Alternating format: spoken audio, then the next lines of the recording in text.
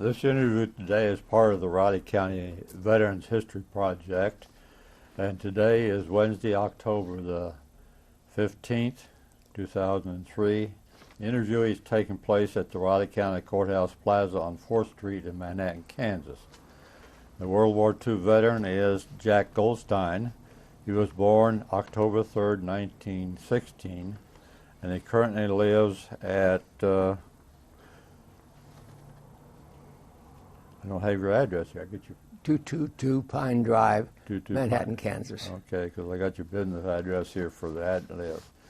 My name is John Lindholm. I will be doing the interview, and Horace Kelly is the recording operator. Jack, would you please tell us your name, rank, serial number, and your branch of service? Jack Goldstein. My serial number is 37143228, and I was in the 8th Air Force for 4 years in the 68th Bomb Squadron of the 44th Bomb Group of the 2nd Air Division of the 8th Air Force for almost the whole war, and that's where I was during the war. And you were a sergeant? Sergeant, just a buck sergeant. Mm-hmm. And you were born in Lincoln, Nebraska? Right. And where did you grow up then? I grew up till I was 15 years old in Lincoln, and in 1933, just after President Franklin Roosevelt had declared the bank holiday, my dad, who'd been in a business that had failed and really had a tough job supporting his 5 children, met a guy who he had bought hides and furs with, working for my granddad back at the end of World War I. And he said to my dad, "Do you have any money?" My dad said, "Nope." He said, "No money at all?" He said, "Well, I got one insurance policy that's worth $600. He said, "Well, why don't you take the $600 and we'll go south and we'll buy wool." Wool's purchasable at 3 or 4 cents a pound. Right now I think it's maybe $2 or $3 or $4 a pound. But anyway, they came south to buy wool. And how they happened to land in Manhattan, Kansas, Dan Casement, who had the Juanita Ranch about 5 miles north of Manhattan, who was a great gentleman, my dad stopped in, they saw sheep there, and they bought 2 bags of wool from Dan Casement. And for every year until Dan Casement died, he always sold us his 2 bags of wool that came off of his prize sheep. And that's how we lit in Manhattan, Kansas. That's how my dad lit here, and that was about maybe March 5th or March 6th, 1933. When school was out on June 11th, it lasted longer than it does in Manhattan now. My mother sent me down to help my dad. I was just 15 going on 16, and I came down to help my dad for the summer. And came fall, my dad decided that I was the best cheap help he could get, I guess, because I didn't get any pay. And so he said, you better register for high school here and finish high school here in Manhattan and stay here and work in the business. So I stayed here, and that's how I lit in Manhattan. Okay. And so where were you then on December the 7th, 1940? Well, it's interesting. I was in our office on 3rd Street, which is now part of the mall, where the old office was. And I was listening to the radio, and I heard it. And quite by interest, I had already received my draft notice. I received my draft notice on about the 5th or the 6th of December, 1941. And I had already gone up to see the draft board, and see, they were already drafting people before the war began. Yeah. And I told them that the best part of our business year was the first season, because around here we'd buy muskrats and opossum and mink and raccoon and coyotes, and that was the best part of our business, and that I'd like to be deferred for the 2 months of December and January. So they said, well, if you'll sign this thing, which is voluntary enlistment under the Selective Service Act, we'll put you off for 2 months, and then we'll call you early in February. Well, they called me on the 2nd of February, and I went to Leavenworth, and that's the beginning of the war for me. Okay. So and I was sworn in, I believe, on the 3rd of February, 1942. Okay. And when you got to Leavenworth, where did they send you then for your boot camp or basic Well, training? I really never had any training at all. They sent me down in North Texas. There was an Air Force training base. I can't think of the name of it. North Central Texas, and they would classify you down there. They were throwing everybody in the Air Force. The idea at the time was that the military thought that they could bomb the hell out of Hitler, and that would be the end of the war. And they were really throwing everybody, at least amongst the people that I was with then. They all went to this Air Force installation, and they gave you a few tests, and then I was good at mathematics and figures and geometry and algebra and that kind of stuff. They decided I was ready for the oven. So they just sent me right on from this place in North Texas to Barksdale Field, where they were, at that time it was the 4th Bomb Group there. And I got there, and I was assigned to a position called Air Operations Specialist. I can't remember the number of what it was. And when the war ended, I had the same job. I never got a different job. And all it amounted to begin with, they taught you all kinds of things. Like I immediately became sort of an amateur navigator. And then when we got to England later in our career, they had what they called a G-box. You had a G-box on B-17s too, then you know what they are. They're about the size of a VCR, and they're less complicated than a VCR is to operate. And they immediately taught me how to operate a G-box, how to transform the figures from the G-box onto the map that you'd have there. And if you remember what the G-box would give you, it'd give you 2 big ellipses. And there were 4 points of intersection, about 100, 150 miles apart, maybe even closer. But if you were any kind of an amateur navigator, and now you're becoming a professional navigator, you knew which one of those 4 points you were closest to. So immediately you knew your position. You could take your position, say, every 30 seconds, and you get a straight line of where the airplane's going, exactly how fast it's going, how much the drift was on the airplane. And that's what I became. I became a G-box specialist. And so, when did you go overseas then? Well, no, this didn't happen down at Barksdale Field. Yeah. The G-box stuff was in England. Yeah, but when did you leave Well, Barksdale? well, here's what happened at Barksdale Field. We got there, a bunch of guys from this training school, and immediately the 44th Bomb Group was split in two, and it was either the 92nd or the 93rd Bomb Group. Half of the guys stayed as 44th, and half became 93rd. I believe it was the 93rd. And I happened to be one of those that they kept there. And then, 2-3 months later, that was March, April, May, probably late April, they split us again, and I believe they made the 98th Bomb Group and the 44th. And I still got to stay there. So I said, well, I got a nice select position here. They're going to keep splitting this, and they like me so well here, they're just going to keep me here at Barksdale Field.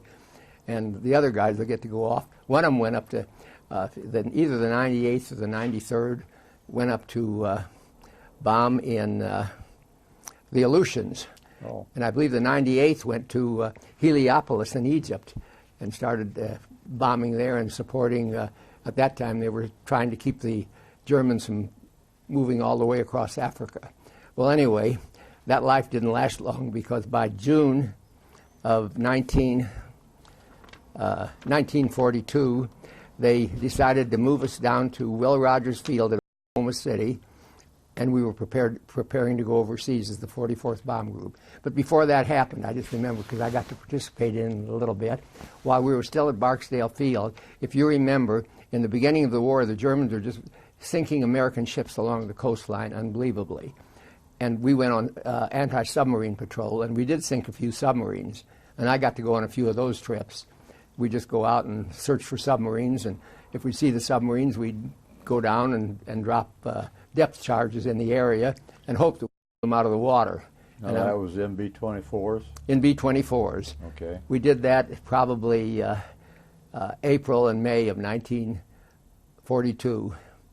But that didn't last long, because, see, by June, we were down at, or maybe it was July, June, July, we were down at Will Rogers Field preparing to go overseas, and we were crating up all of our equipment to go overseas. And at that time, we only had three in the 44th Bomb Group. We only had three squadrons. The 68th I was in, and the 67th and the 66th. We only had three squadrons, and we each only had 9 B-24 airplanes.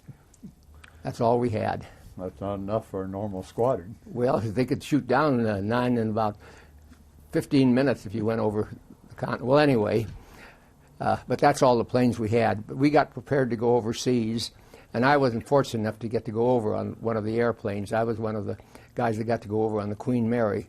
See, the planes then, probably, they didn't carry more than, the real combat crew was 10 men. And they carried not more than, I'd say they're 10 men and maybe 3-4 more people on board, and a lot of equipment. They were really sending them to go over to destroy Germany. They thought it was going to happen real quick. Well, anyway, we got prepared to go overseas and got everything crated up. And about the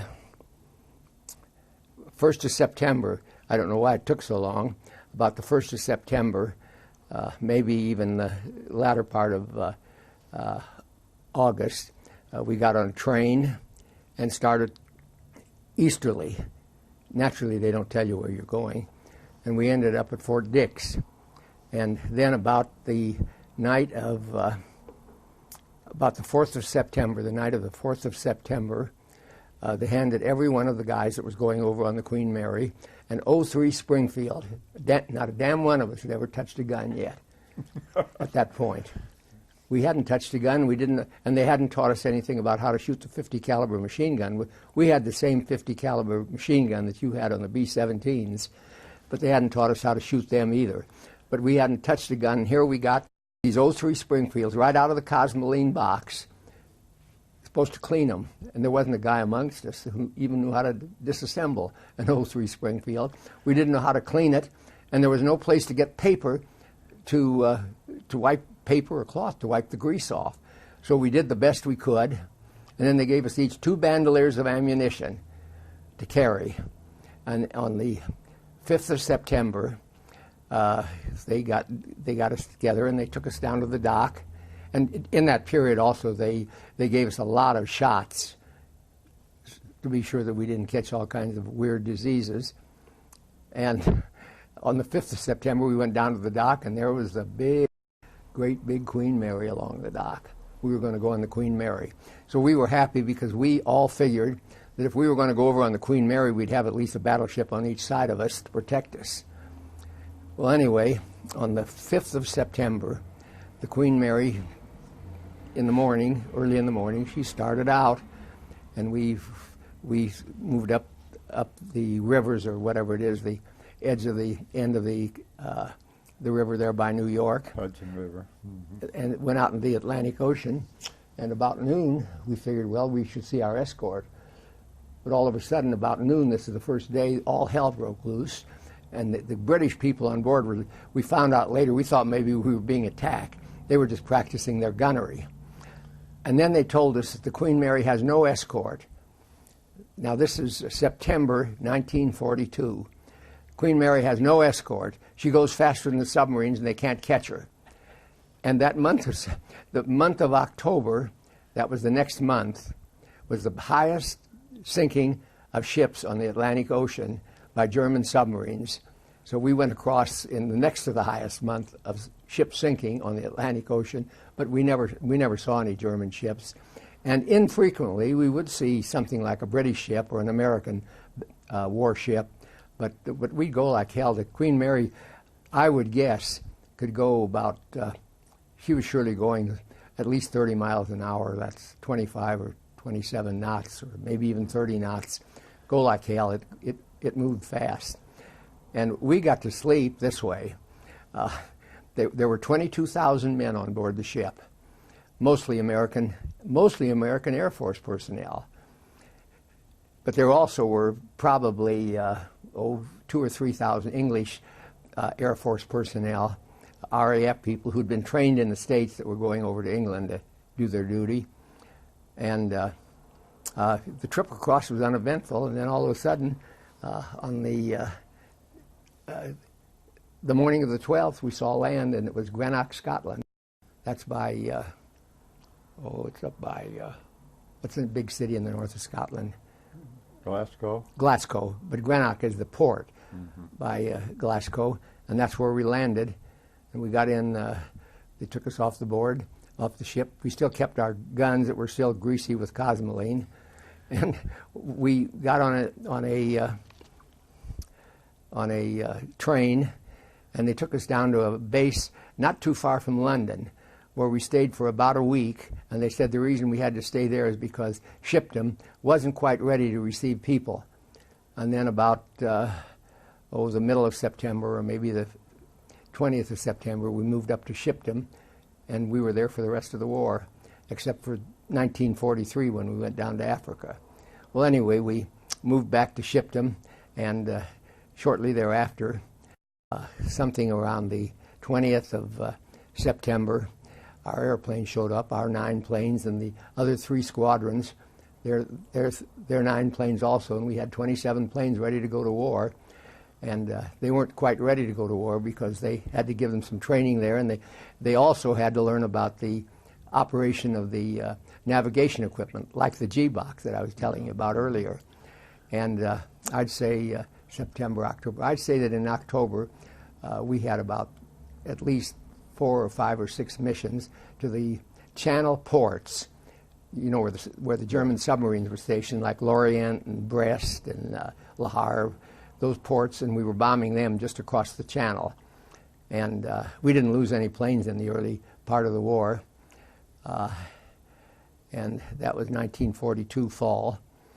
And then by December, January, we were running on regular bombing missions, and we'd bomb more than the Channel ports. We'd go up and bomb some of the ports in Western Germany, like Bremen and Wilhelmshaven.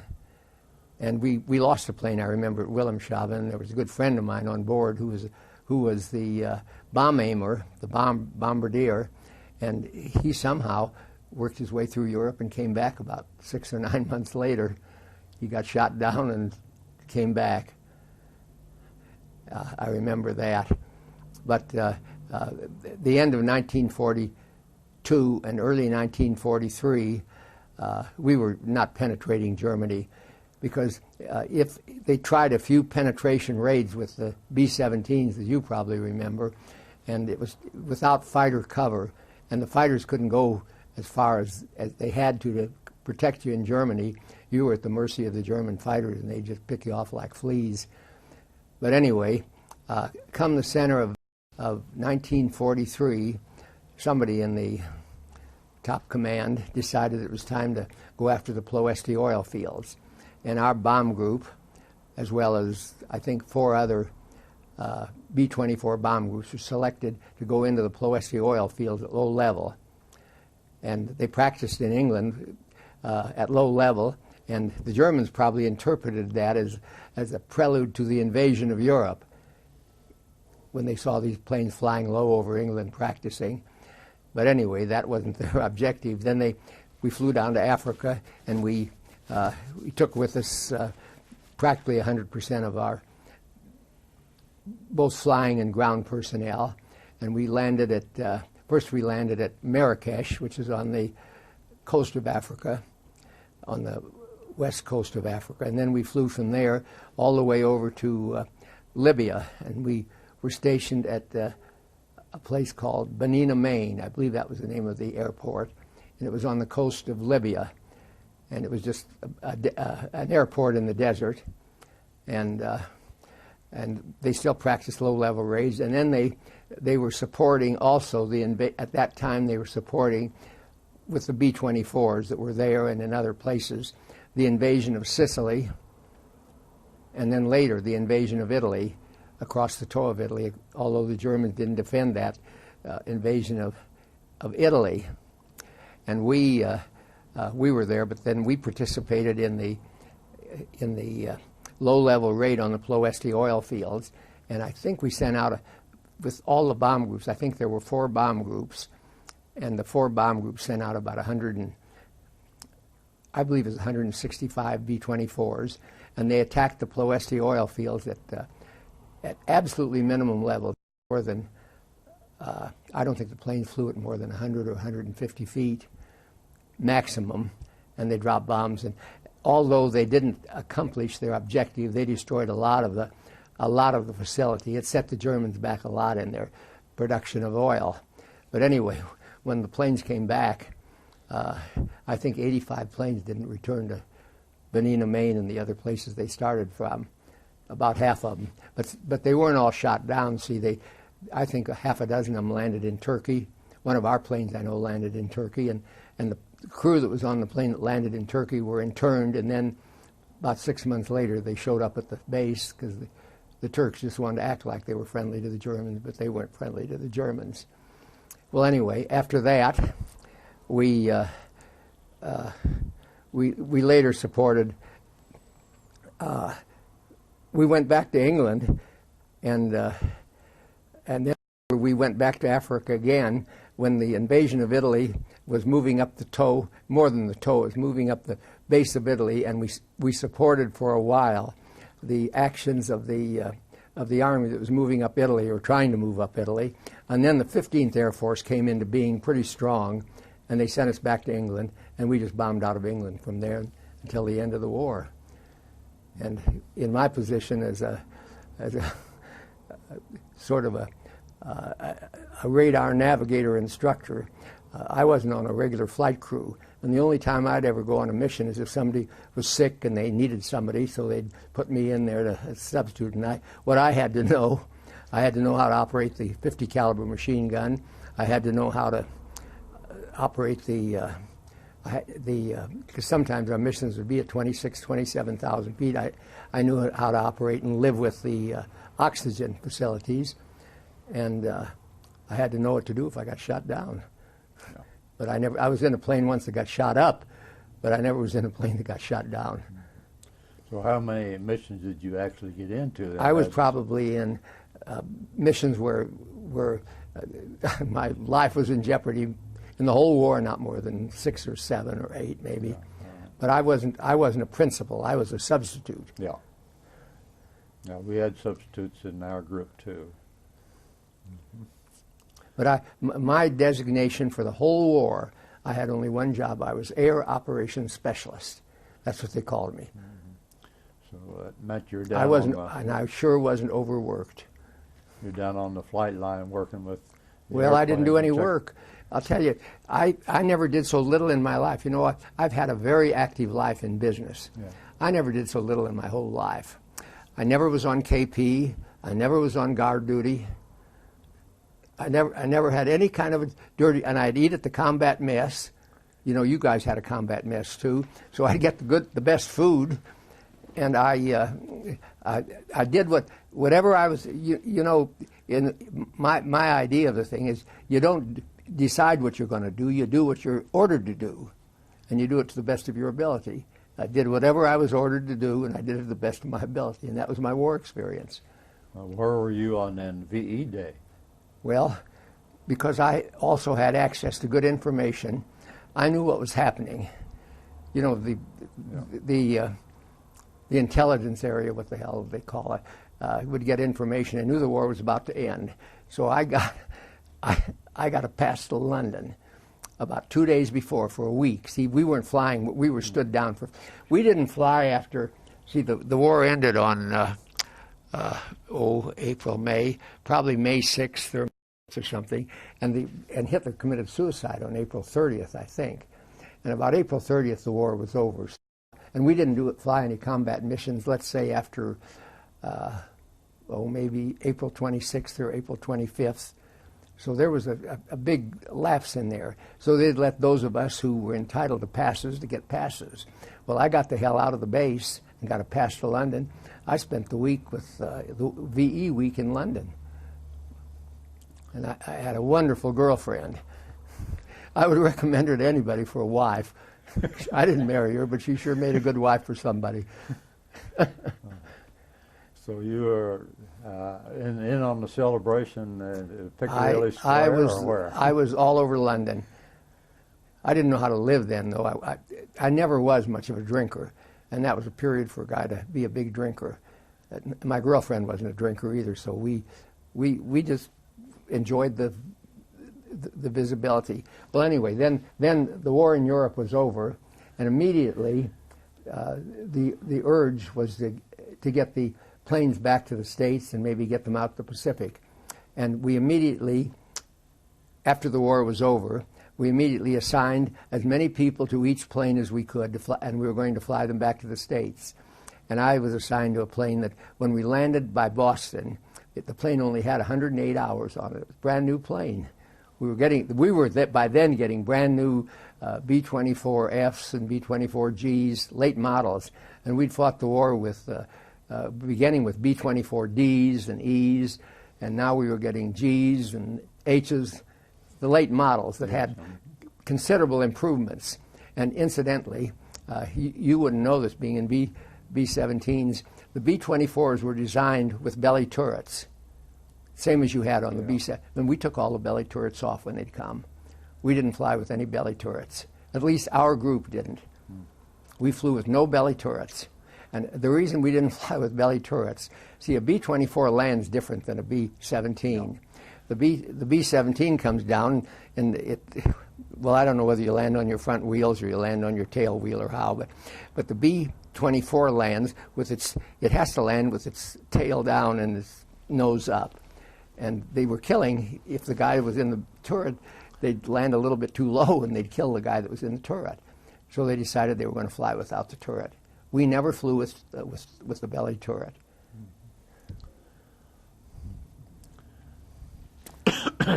When you came back then from England, you landed in Massachusetts. Well, we landed in Massachusetts. They immediately took our plane away from us. They sent us to some, like a reception area around Boston, and then they shipped us out to, like I and the guys that were from Midwest were shipped out to Leavenworth, and we were given a 1 month in recuperation. I was in Manhattan during the month of July. It took that long to get here. I was in Manhattan during the month of July 1945. And then we were told that we were going to go out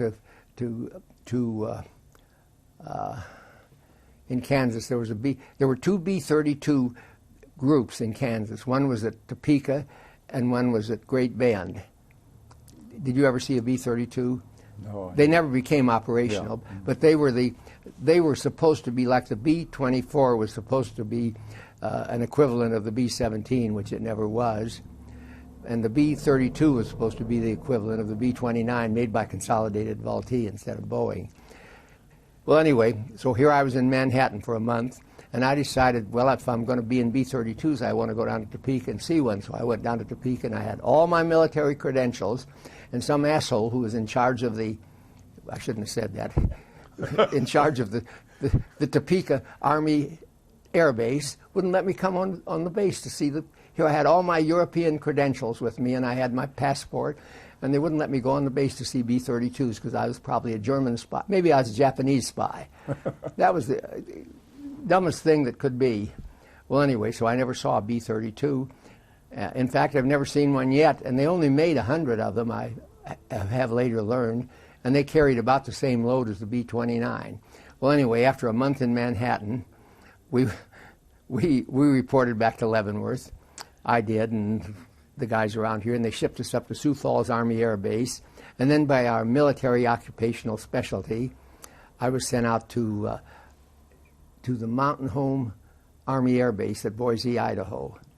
And I was given an assignment there. They had a radar device there in the Pacific that I can't name that was very similar to the G-box, only it wasn't as good as the G-box. You know, the G-box would give you two ellipses that would have 4 points of intersection. And the device they expect us to navigate by out in the Pacific would give you just one big ellipse. Now, if you knew exactly the direction you were going, you intersected it at 2 points. But the thing is, if you didn't know exactly which direction you were going or how you were going, if you were already lost, you could get this ellipse and you didn't know where you were on the damned ellipse. So you had to be a lot better navigator than you were in Europe, and you were over greater spaces. Well, anyway, we were there on the 1st of August, and we were supposed to take off the 1st of August for Okinawa, and we had 50 brand new B-29s. There wasn't a one that had 100 hours on it. Brand new B-29s. We had 50 of them, and we were all assigned to our ship. The whole bomb group, lock, stock, and barrel, was going to fly out to Okinawa. And then on 1st of August, because the war was about to end, they put us on standby. And then the 8th or the 9th of August, the Japanese emperor surrendered, and that was the end of it. So there's no point shipping more soldiers to Okinawa. And instead they sent us back to, I got shipped back to Leavenworth finally. And the 25th of September, yep, it took a long time. I finally got discharged from the Army. They gave us a railroad ticket to get back to Manhattan, but you'd have to go to Kansas City and then catch a train to come out. And I decided it was better to get a ride out to where Highway 40 and the road up to Leavenworth intersected. And I got out there and got a ride from there to Topeka with another kid that was coming to Manhattan. And then at Topeka we got a ride to Manhattan. And I got into Manhattan about 2 o'clock on that afternoon. And my dad immediately put me to work. And I've been working at the same job ever since. Okay. And you were single all this time. When did you meet and get married?